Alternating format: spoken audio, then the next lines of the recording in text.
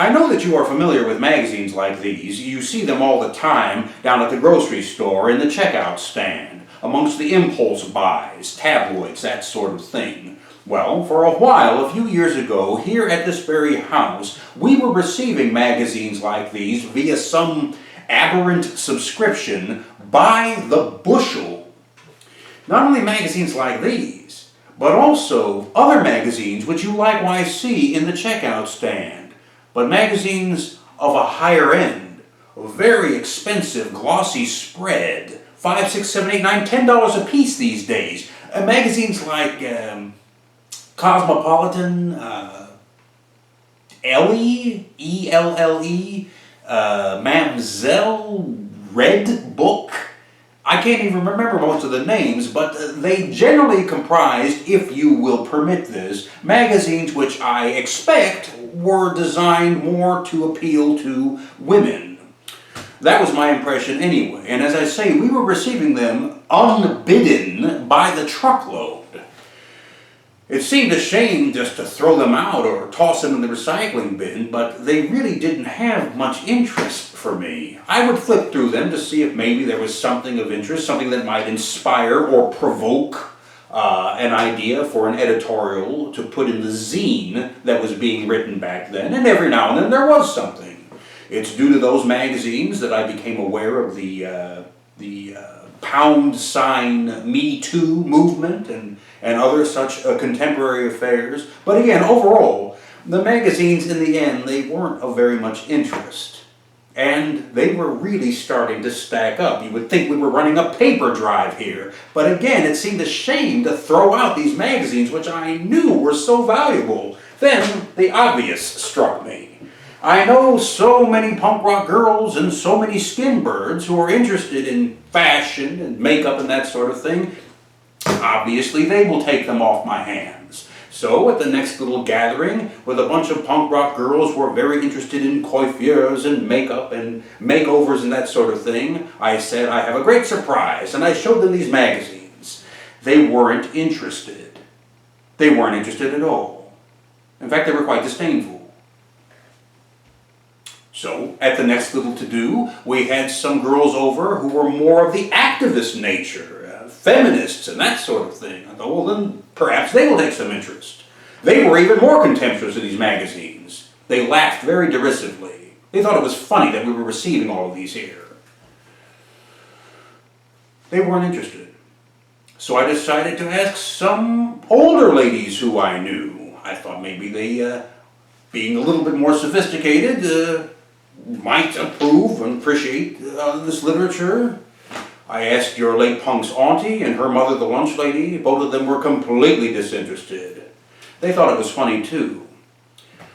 Finally, at one point it occurred to me to ask Mother Starr. She is a local matron to some of the punk rockers and skinheads in the area. I thought, well, here is someone of the maturity and intellect. If there's anything to be appreciated in these magazines, surely she will find whatever it is. I put a stack in front of her, and she literally blazed through it. Nah, nah, nah, nah, nah, nah, nah, nah. Not interested. Not interested in any of it. It was all beneath her. Not the slightest interest. I remember being at a cocktail party a few weeks later with some young ladies who were outside the punk spectrum. Oh, they were very punks in their own right, but they were, oh, let's say, just walked in a different crowd, so to speak. And I asked them, and it wasn't until the ride back here, one of them drove me back here after the party, that some light was shed. All those ladies were likewise disinterested. And the girl who drove me back here, she told me that not only was she not interested, not only was anyone who she knew, not only would they not be interested in these magazines, that she and the majority of the girls in her circle hated these magazines. They despised them. I was somewhat surprised. I asked, well, why? They must appeal to somebody. They have some kind of popularity to be commanding those kinds of prices. You say you not only wouldn't be interested, you not only don't read them, but you hate them? She said, yes. She said she used to read them when she was younger, in her teens, and that she was poisoned by them, because these magazines sought to dictate what it takes to be an attractive young woman. They put the emphasis on superficiality and shallow priorities, and they tainted her mindset, and they made her ashamed of herself. The magazines made these girls feel that if they did not live up to these cookie-cutter notions, that somehow they just didn't measure up as individual women. She told me that they undermined and demoralized women's integrity, and that's why they were held in such contempt. I hadn't realized that. I should have, but I hadn't. I'm so detached from all of this that I wouldn't have known. When I got back here, I chucked them all in the recycling bin. They will be recycled. Or, well, they were in any case. Then we continued getting even more. And I thought, well, I don't know anyone that's going to be interested in these damn things. And they weigh a ton of bricks when you put them in the damn recycling bin. Now what are we going to do with them? Then I got the bright idea. I took a pair of scissors and I cut off the address. Then the next time I got on the bus, the same way that the Jehovah's Witnesses leave those little biblical tracts, I started leaving them on the bus. They're brand new, pristine, mint condition. They obviously haven't been used as toilet paper. Right there, waiting to be found and perchance appreciated. And if they still remain there by the end of the bus ride, then the bus driver would be the one to throw them out. It would be out of my hands.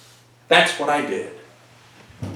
And one afternoon I had an opportunity to get an answer to my question. That question being, these are in the grocery store.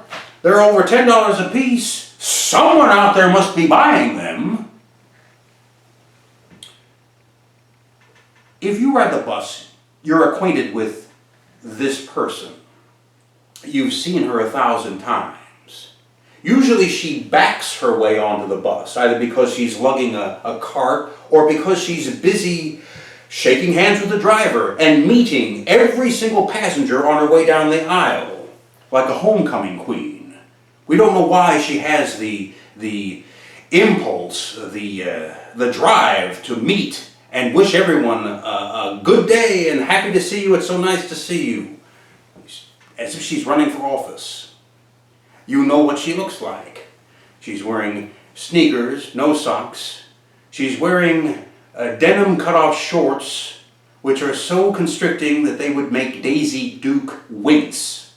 She's wearing a halter top. And from the back, she looks like she's about 17 years old.